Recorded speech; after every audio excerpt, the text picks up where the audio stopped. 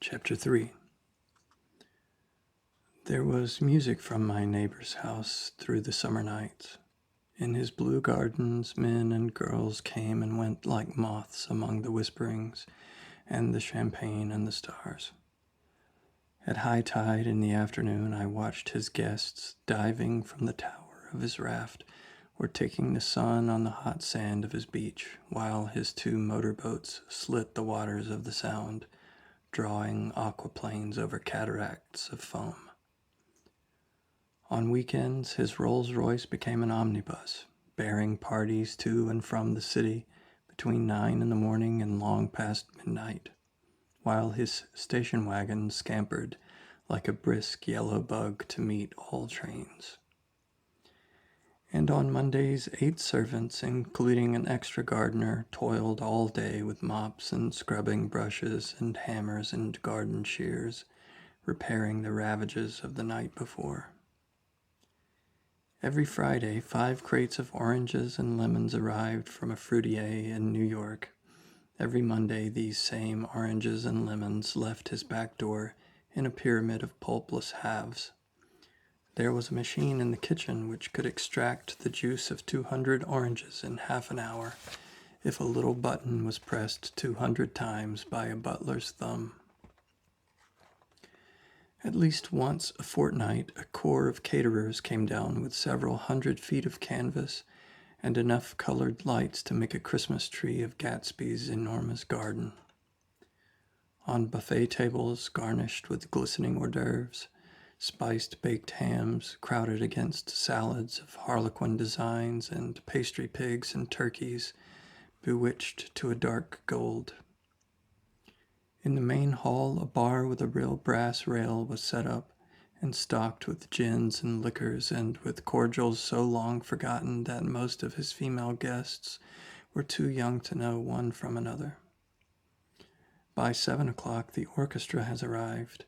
No thin 5-piece affair, but a whole pitful of oboes and trombones and saxophones and viols and cornets and piccolos and low and high drums. The last swimmers have come in from the beach now and are dressing upstairs. The cars from New York are parked 5 deep in the drive, and already the halls and salons and verandas are gaudy with primary colors, and hair shorn in strange new ways, and shawls beyond the dreams of Castile. The bar is in full swing, and floating rounds of cocktails permeate the garden outside until the air is alive with chatter and laughter and casual innuendo and introductions forgotten on the spot, and enthusiastic meetings between women who never knew each other's names. The lights grow brighter as the earth lurches away from the sun, and now the orchestra is playing yellow cocktail music, and the opera of voices pitches a key higher.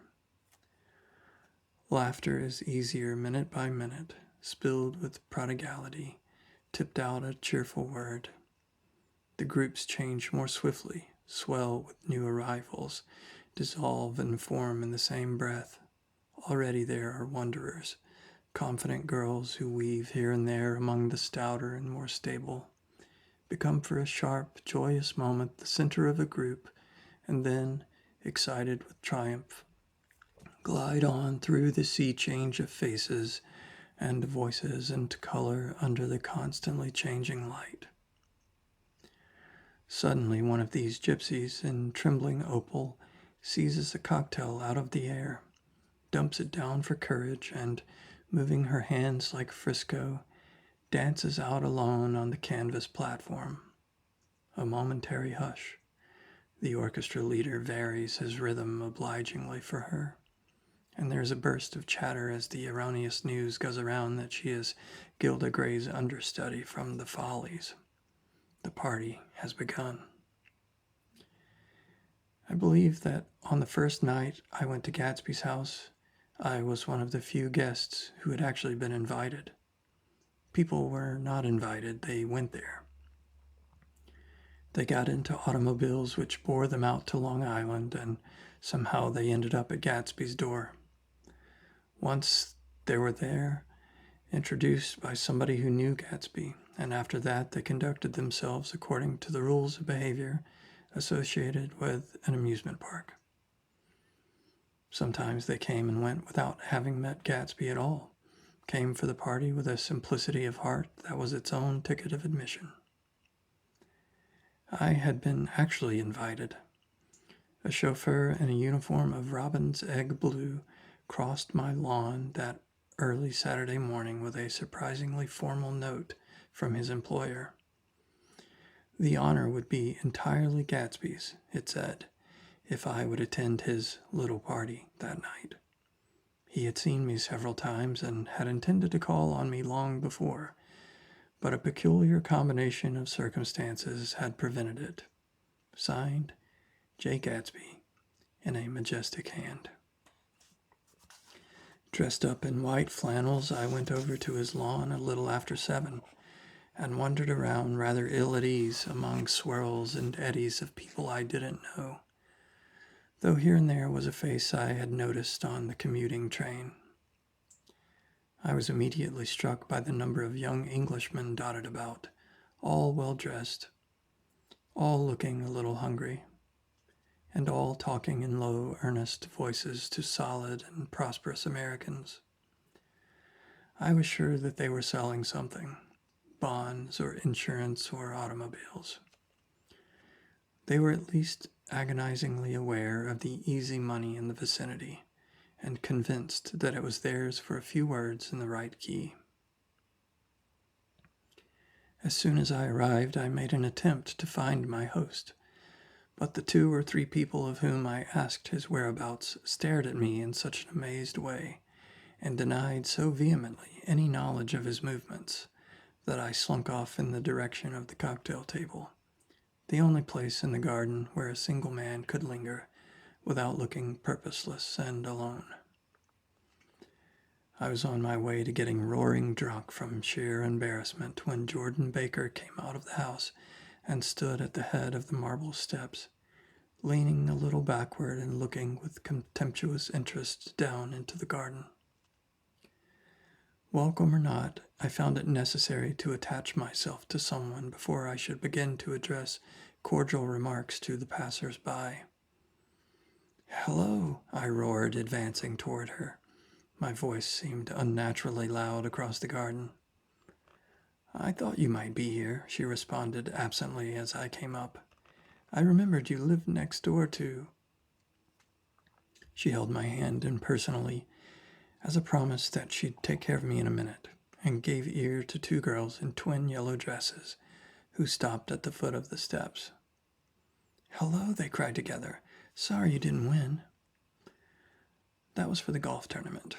She had lost in the final weeks. She had lost in the finals the week before. "You don't know who we are," said one of the girls in yellow, "but we met you here about a month ago."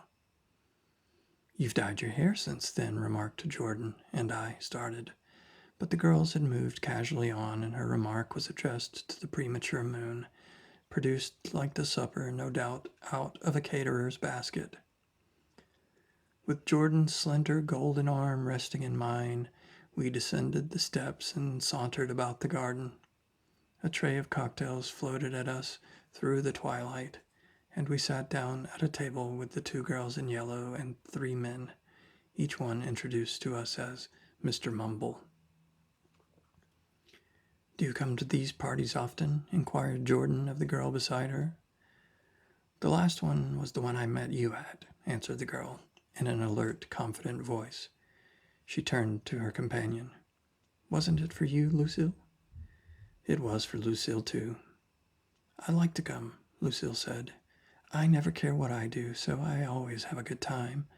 When I was here last, I tore my gown on a chair, and he asked me my name and address.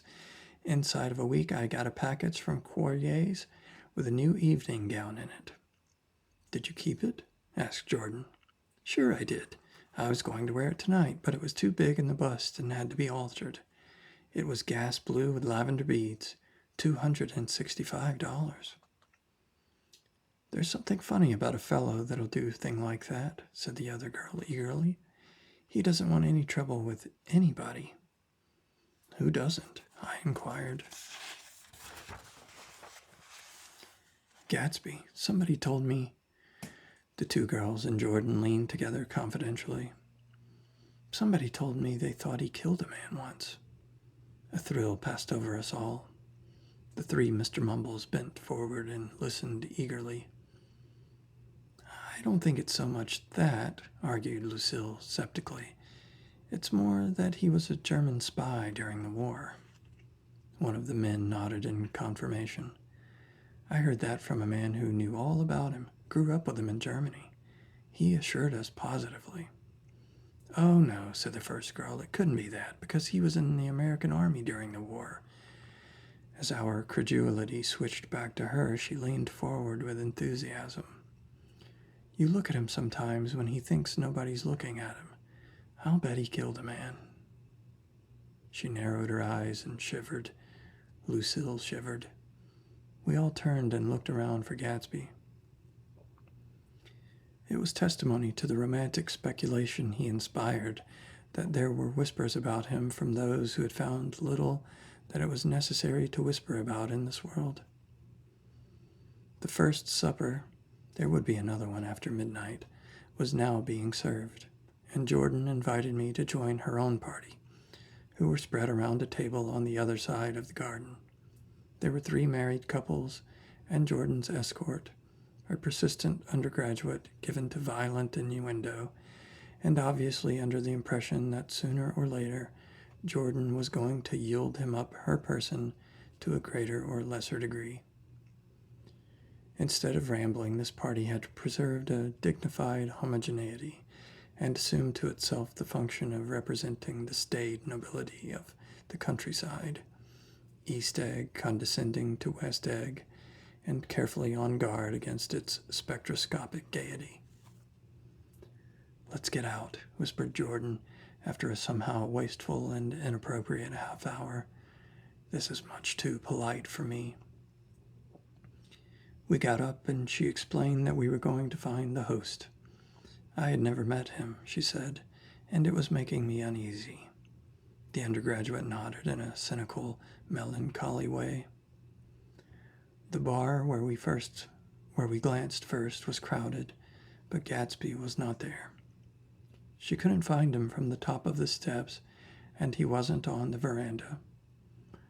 On a chance, we tried an important-looking door and walked into a high, Gothic library, paneled with carved English oak, and probably transported complete from some ruin overseas. A stout, middle-aged man with enormous owl-eyed spectacles was sitting somewhat drunk on the edge of a great table, staring with unsteady concentration at the shelves of books. As we entered, he wheeled excitedly around and examined Jordan from head to foot. What do you think? He demanded impetuously. About what? He waved his hand toward the bookshelves. About that. As a matter of fact, you needn't bother to ascertain. I ascertained. They're real. The books? He nodded. Absolutely real. Have pages and everything. I thought they'd be a nice, durable cardboard. Matter of fact, they're absolutely real. Pages and... Here, let me show you. Taking our skepticism for granted, he rushed to the bookcases and returned with Volume 1 of the Stoddard Lectures. See? He cried triumphantly. It's a bona fide piece of printed matter. It fooled me. This feller's a regular Belasco. It's a triumph. What thoroughness. What realism. Knew when to stop, too. Didn't cut the pages. But what do you want? What do you expect? He snatched the book from me and replaced it hastily on its shelf, muttering that if one brick was removed, the whole library was liable to collapse. Who brought you? He demanded. Or did you just come? I was brought. Most people were brought. Jordan looked at him alertly, cheerfully, without answering. I was brought by a woman named Roosevelt, he continued. Ms. Claude Roosevelt. Do you know her? I met her somewhere last night. I've been drunk for about a week now, and I thought it might sober me up to sit in the library. Has it? A little bit, I think. I can't tell yet. I've only been here an hour. Did I tell you about the books? They're real. You told us. We shook hands with him gravely and went back outdoors. There was dancing now on the canvas in the garden. Old men pushing young girls backward in eternal graceless circles. Superior couples holding each other tortuously, fashionably, and keeping in the corners. And a great number of single girls dancing individualistically or relieving the orchestra for a moment of the burden of the banjo or the traps. By midnight the hilarity had increased. A celebrated tenor had sung in Italian, and a notorious contralto had sung in jazz, and between the numbers people were doing stunts all over the garden, while happy, vacuous bursts of laughter rose toward the summer sky. A pair of stage twins, who turned out to be the girls in yellow, did a baby act in costume, and champagne was served in glasses bigger than finger bowls. The moon had risen higher, and floating in the sound was a triangle of silver scales, trembling a little to the stiff, tinny drop of the banjos on the lawn. I was still with Jordan Baker. We were sitting at a table with a man of about my age and a rowdy little girl, who gave way upon the slightest provocation to uncontrollable laughter. I was enjoying myself now. I had taken 2 finger bowls of champagne, and the scene had changed before my eyes into something significant, elemental, and profound. At a lull in the entertainment, the man looked at me and smiled.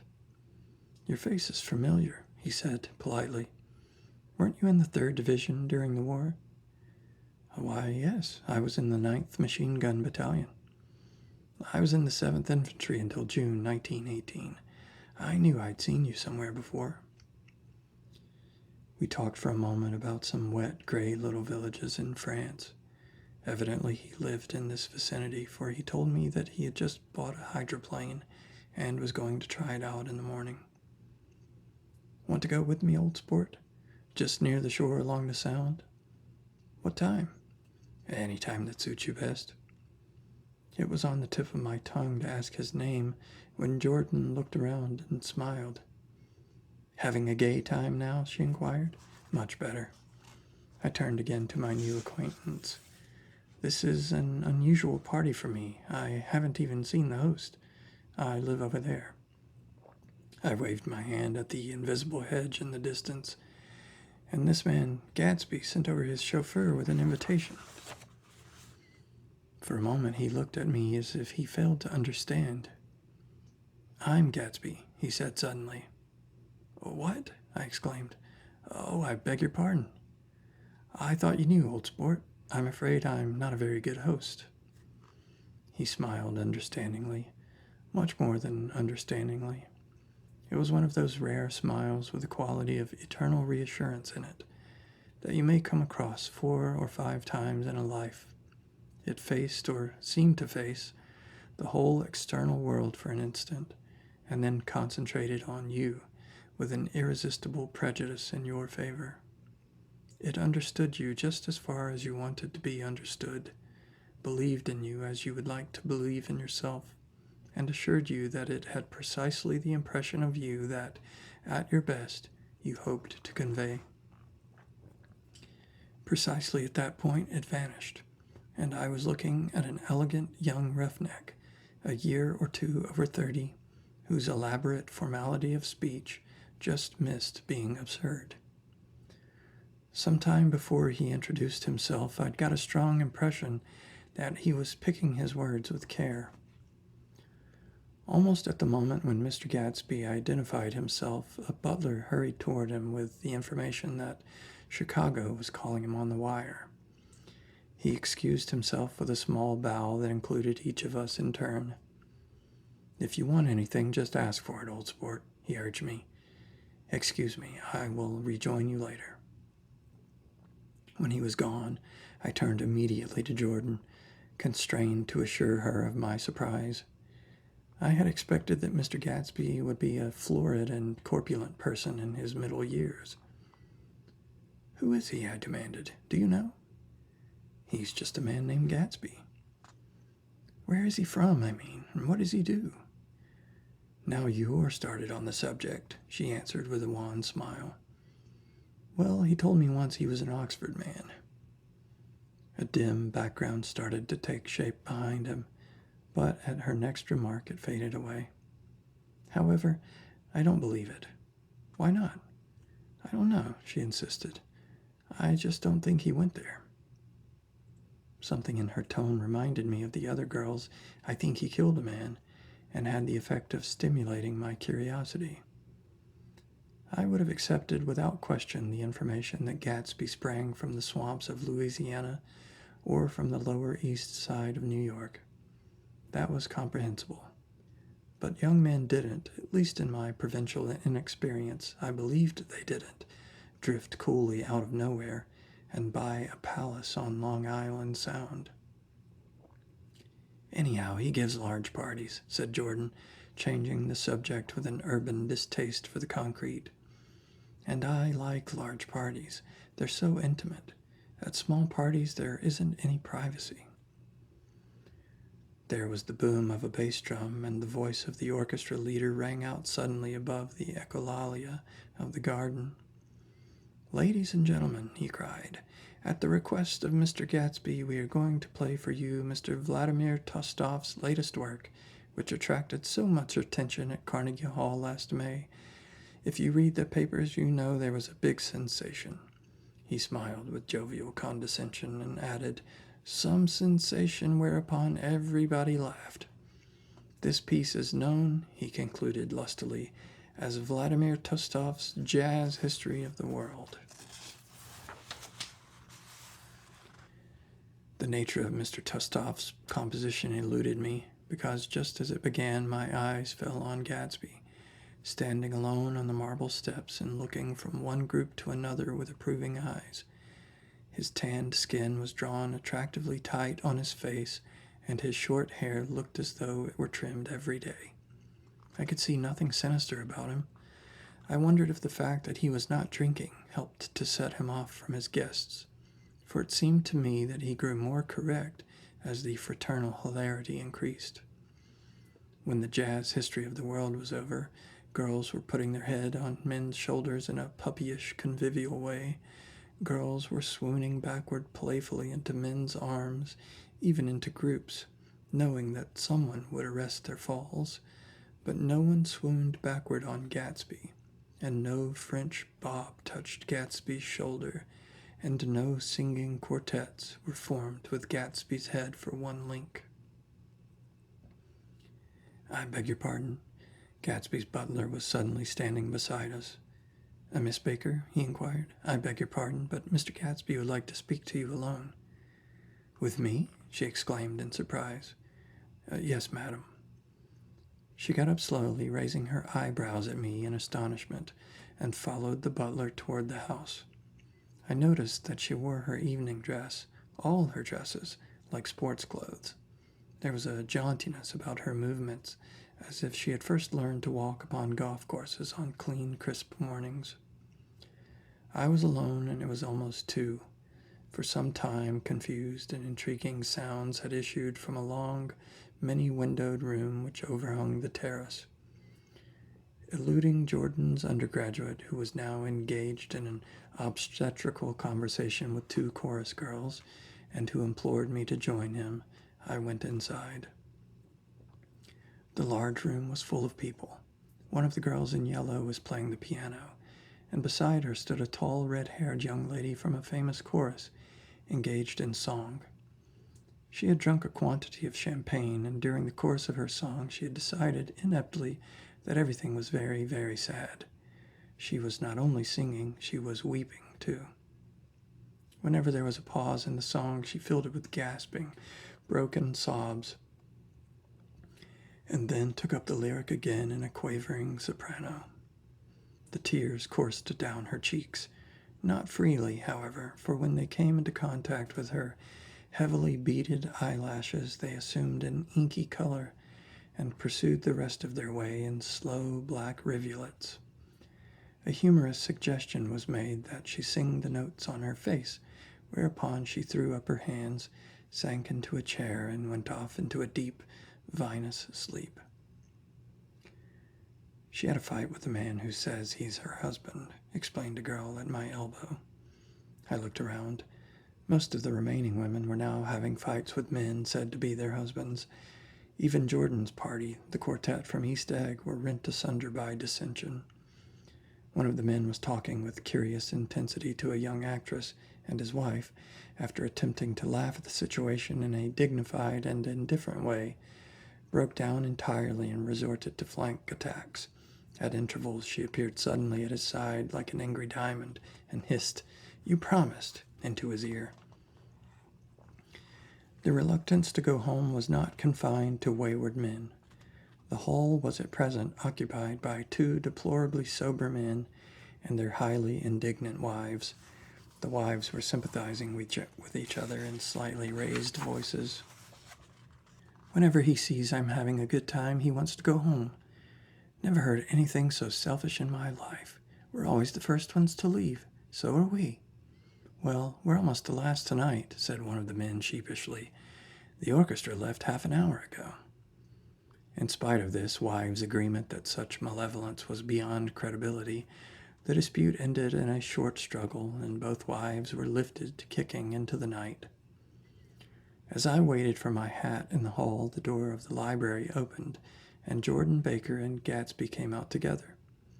He was saying some last word to her, but the eagerness in his manner tightened abruptly into formality as several people approached him to say goodbye. Jordan's party were calling impatiently to her from the porch, but she lingered for a moment to shake hands. "I've just heard the most amazing thing," she whispered. "How long were we in there?" "Why, about an hour. It was simply amazing," she repeated abstractly. "But I swore I wouldn't tell it, and here I am tantalizing you." She yawned gracefully in my face. "Please come and see me. Phone book under the name Ms. Sigourney Howard, my aunt." She was hurrying off as she talked. Her brown hand waved a jaunty salute as she melted into her party at the door. Rather ashamed that on my first appearance I had stayed so late, I joined the last of Gatsby's guests, who were clustered around him. I wanted to explain that I'd hunted for him early in the evening and to apologize for not having known him in the garden. "Don't mention it," he enjoined me eagerly. "Don't give it another thought, old sport." The familiar expression held no more familiarity than the hand which reassuringly brushed my shoulder. "And don't forget we're going up in the hydroplane tomorrow morning at 9 o'clock. Then the butler behind his shoulder. "Philadelphia wants you on the phone, sir." "All right, in a minute. Tell him I'll be right there. Good night." "Good night." "Good night," he smiled, and suddenly there seemed to be a pleasant significance in having been among the last to go, as if he had desired it all the time. "Good night, old sport. Good night." But as I walked down the steps, I saw that the evening was not quite over. 50 feet from the door, a dozen headlights illuminated a bizarre and tumultuous scene.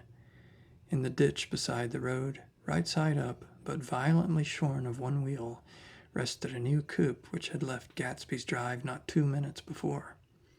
The sharp jut of a wall accounted for the detachment of the wheel, which was now getting considerable attention from a half-dozen curious chauffeurs. However, as they had left their cars blocking the road, a harsh, discordant din from those in the rear had been audible for some time, and added to the already violent confusion of the scene. A man in a long duster had dismounted from the wreck and now stood in the middle of the road, looking from the car to the tire and from the tire to the observers in a pleasant, puzzled way.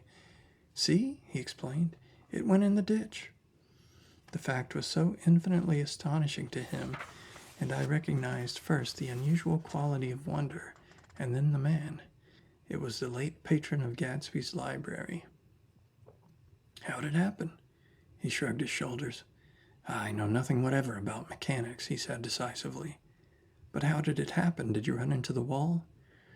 "Don't ask me," said Owl Eyes, washing his hands of the whole matter. "I know very little about driving, next to nothing.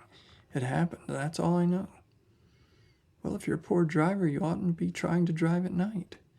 "But I wasn't even trying," he explained indignantly. "I wasn't even trying."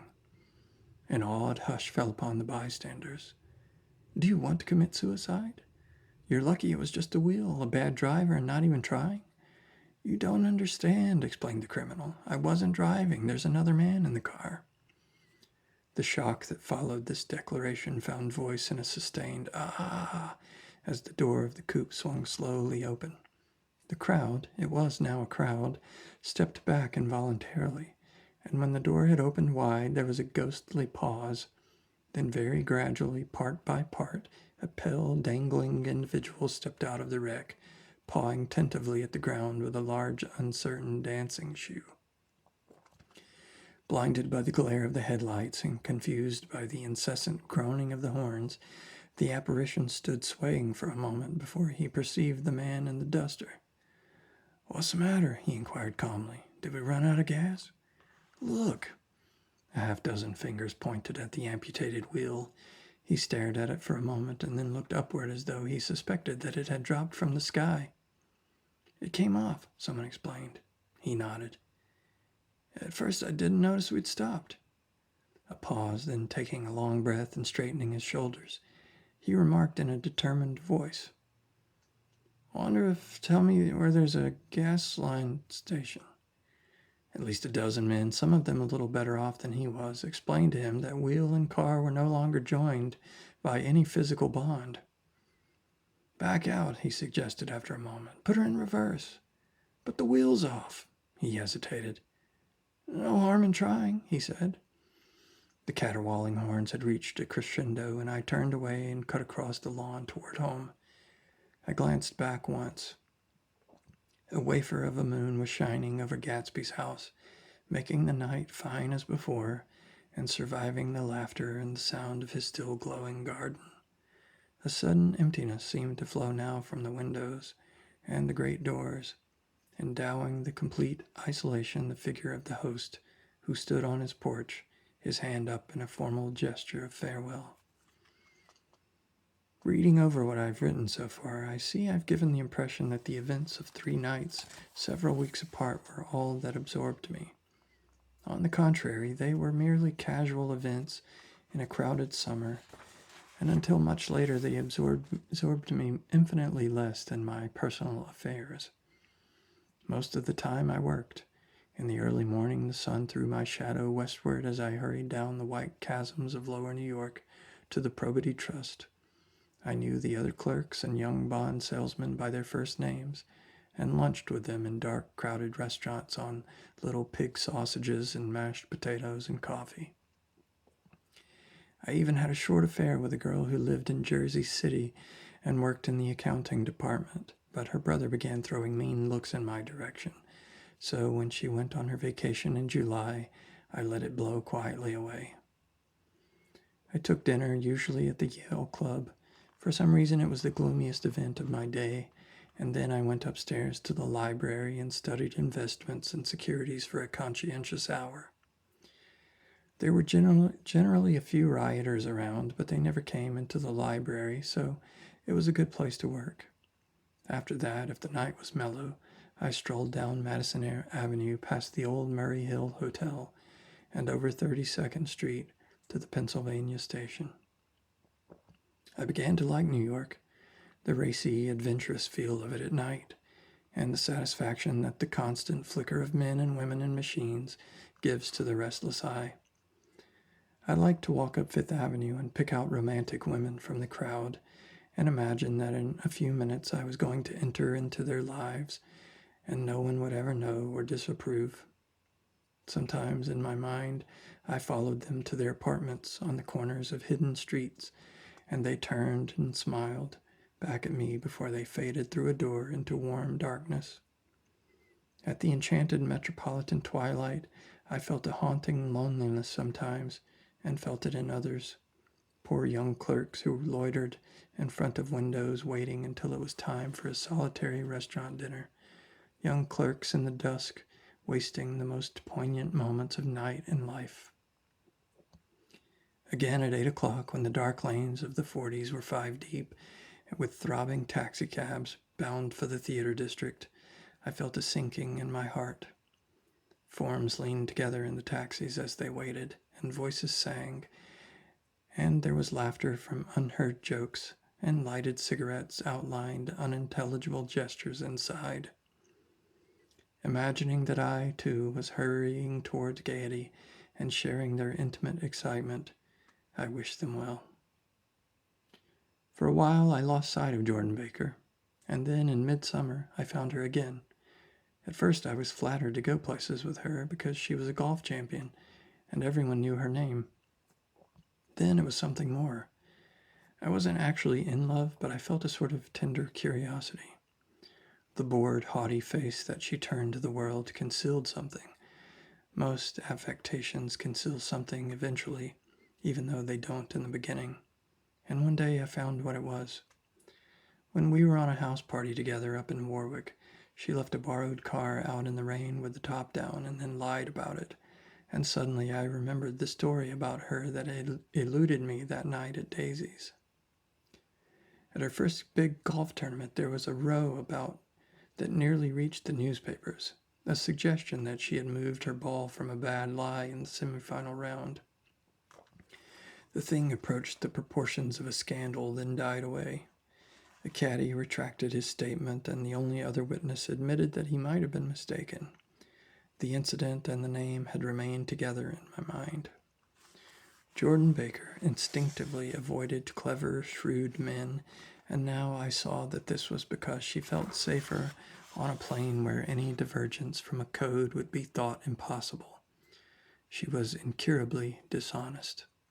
She wasn't able to endure being at a disadvantage, and given this unwillingness, I suppose she had begun dealing in subterfuges when she was very young, in order to keep that cool, insolent smile turned to the world, and yet satisfy the demands of her hard, jaunty body. It made no difference to me. Dishonesty in a woman is a thing you never blame deeply. I was casually sorry, and then I forgot. It was on the same house party that we had a curious conversation about driving a car. It started because she passed so close to some workmen that our fender flicked a button on one man's coat. "You're a rotten driver," I protested. "Either you ought to be more careful or you oughtn't to drive at all." "I am careful." "No, you're not." "Well, other people are," she said lightly. "What's that got to do with it?" "They'll keep out of my way," she insisted. "It takes two to make an accident." "Suppose you met somebody just as careless as yourself." "I hope I never will," she answered. "I hate careless people. That's why I like you." Her gray, sun-strained eyes stared straight ahead, but she had deliberately shifted our relations, and for a moment I thought I loved her.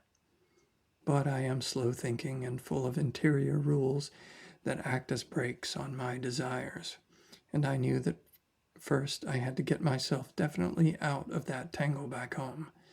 I'd been writing letters once a week and signing them "Love, Nick," and all I could think of was how, when that certain girl played tennis, a faint mustache of perspiration appeared on her upper lip. Nevertheless, there was a vague understanding that had to be tactfully broken off before I was free.